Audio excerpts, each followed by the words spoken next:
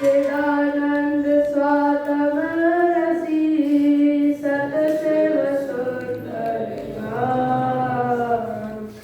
ज्ञाता दृष्टा लोक के परम सिद्ध भगवान। ओम नमः सिद्धेभ्य।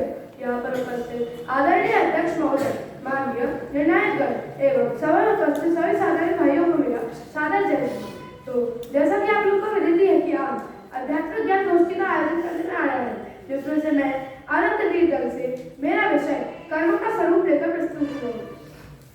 तो हम इसको मुख्य 3 बिंदुओं के माध्यम से जानेंगे। सर्वप्रथम क्या कर्मों के भेद, द्वितीय इन कर्मों के भेद की परिभाषा और इन कर्मों के भी भेद।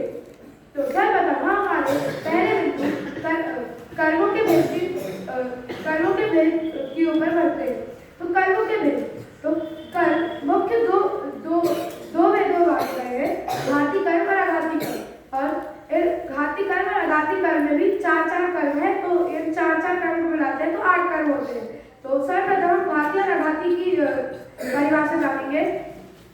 तो जो आत्मा के अनुजीवी गुण का घात करने में निमित्त हो वह घाती कर्म, और जो आत्मा के अनुजीवी गुण का घात करने में निमित्त ना हो वह आघाती कर्म होते हैं।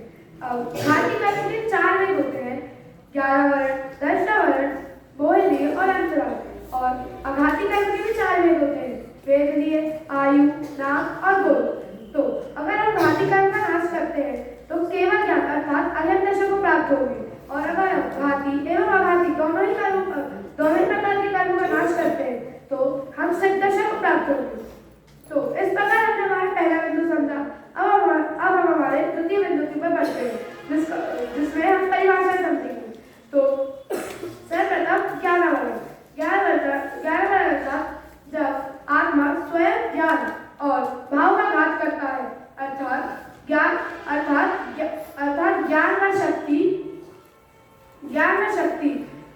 व शक्ति नहीं करता है, तब आत्मा के ज्ञान गुण में जिस कर्म का उदय हो उसे ज्ञानावरण कहते हैं। इस प्रकार हमने ज्ञानावरण कर्म का परिभाषा समझी। अब हम दर्शनावरण की परिभाषा समझते हैं। जब आत्मा स्वयं अपने दर्शन गुण का घात करता है, तब दर्शन गुण का भाग होने से जिस कर्म का उदय निमित्त में हो वह दर्शनावरण होता है। और अब हम हमारा बोहिनी कर्म की परिभाषा समझेंगे। जीव अपने स्वरूप को भूलकर अन्य को अपना माने या स्वरूपाचरण में असावधानी रखे, और उस समय जिस कर्म का उदय निमित्त हो उसे बोहिनी कर्म कहते हैं। अब हम हमारे घाती कर्म का अंतिम एवं 8 कर्मों की अपेक्षा से देखें तो चौथा कर्म अंतराय के ऊपर चलते हैं। जीव के दान, लाभ, भोग और उपभोग और वीर के विघ्न में जिस कर्म का उदय हो उसे अंतराय कर्म कहते हैं। तो इस प्रकार हमने 4 घाती कर्म की परिभाषा जानी। अब हम 4 आघाती कर्म की परिभाषा जानेंगे। वेदनीय, तो 4 आघाती कर्मों में पहला कर्म होता है वेदनीय, जब आत्मा स्वयं मोह भाव का घात करे।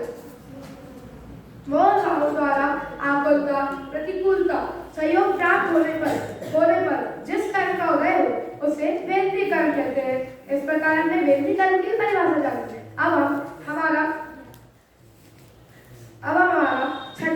छठवां कर्म आयु के ऊपर चलते हैं।